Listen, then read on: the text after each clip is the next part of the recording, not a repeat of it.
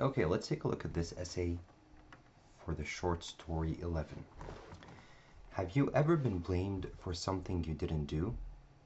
Now, one thing, we don't like to be personal in our essays, so try not to speak to the reader. Do not use words like you or I think or I believe. Try to have a voice that is implying that these are all facts, that what you're saying, your opinion, is just the way it is. It's a fact, and don't be personal as much as possible. Well, in the story 11, okay, and then you say you say the name of the author, the writer. All of this is good. However, using well here in the beginning is informal. You should start by saying in the story 11 right away.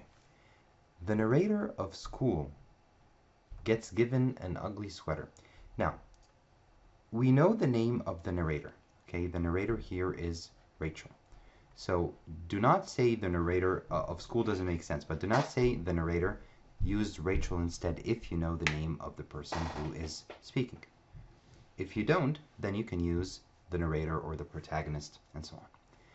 Gets given an ugly sweater by his teacher, and even though it's not his, and even though he told the teacher it's not his, the teacher thinks he is lying and gives him the sweater because another girl said it was his. Now, of course, the narrator is Rachel. She's a girl, so all of these hises should be hers, okay, and he should be she. It's a girl, not a boy.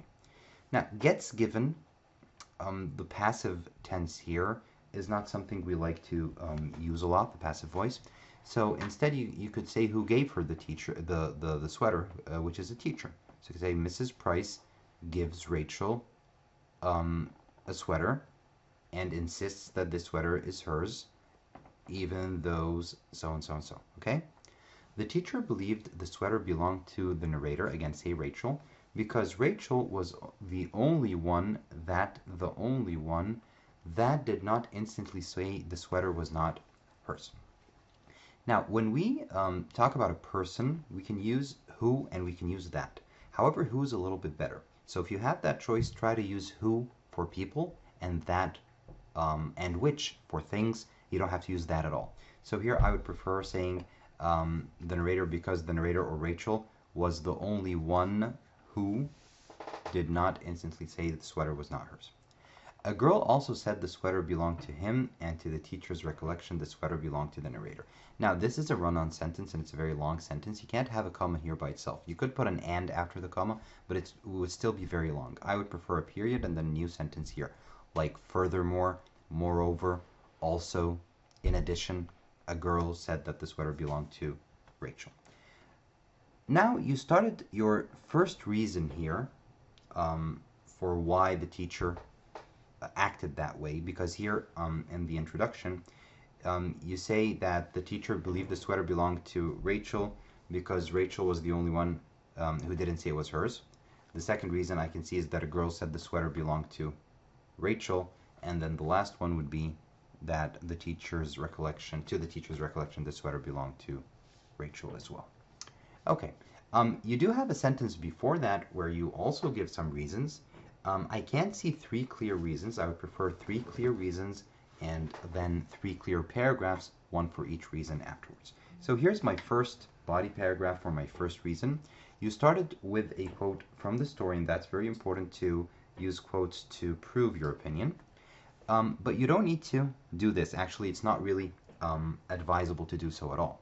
You should basically say who said that. Here we know that the girl is called Rachel and the teacher is called Mrs. Price.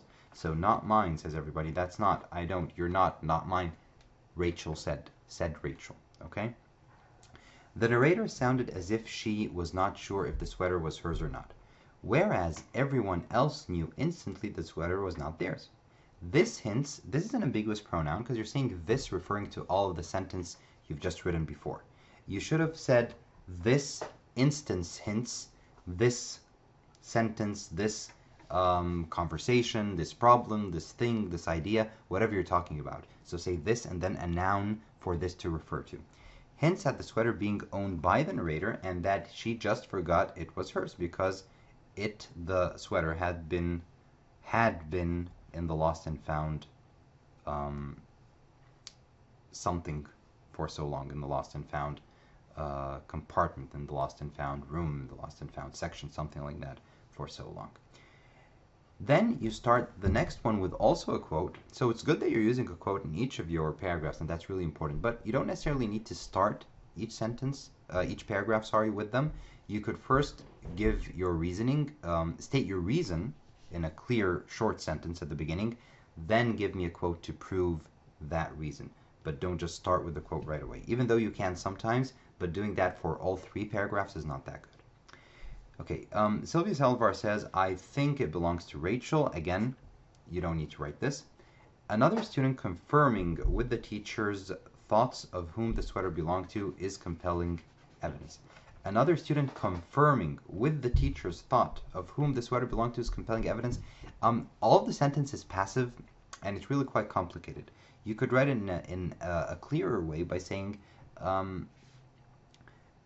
Sylvia's words, or Sylvia's statement, or Sylvia Saldivar's statement, confirms Mrs. Price's thoughts of whom the sweater belongs to.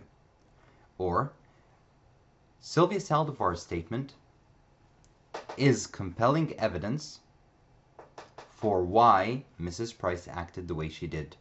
Something like that. 2 people agreeing on something creates higher chances of it being right. Okay, that's a good sentence at the end. Then you do the same thing here with your quote. The teacher even recollects the sweater belonging to the narrator. Not only is the narrator the only one who sounded unsure of herself, but another student also thinks, not only, you need to have with it, but also. You can't just have but. But also another student thinks it's the narrator's. Apostrophe here. Along with the teacher's recollection. The teacher has enough proof to give the sweater to Rachel. If the narrator had more certain in how he said the sweater was not his rather than stuttering and taking time to reply, then he may have been able to divert the thought of the sweater belonging to him. Okay, if the narrator was more certain, or had been more certain, for example, and all of the hymns need to be hers, as we said before. Now, overall, the essay is a little bit short. You don't elaborate on every one of the reasons as you should. Using quotes in each of the paragraphs is very good and very important. However, you shouldn't start each paragraph with a quote. Maybe one of the paragraphs starting with the quote and the other 2 would have the quote in the middle. The one thing that I think you really need to modify or change here in this essay, other than, of course, realizing that Rachel is a girl, not a boy, is in the introduction, I need to have one short, clear sentence that shows that there are 3 reasons why Mrs. Price acted that way. So I need you to answer the question. Okay, the question was, why do you believe Mrs. Price acted that way? I need a short sentence saying, well, Mrs. Price acted that way because 1, 2, 3. Okay, of course you're not going to say well. Also, I would like to see sentences that have hints on these 3 reasons. So it could either be in one big sentence, or you can have a sentence that just says there are 3 reasons, and then 3 separate sentences, or 2 sentences, or even one long sentence that briefly summarizes or just hints at what these 3 reasons are. Other than that, it's a really good essay. Be sure to watch the videos I have on YouTube for the other essays on this, Story 11. Hopefully you will benefit from them. Good luck.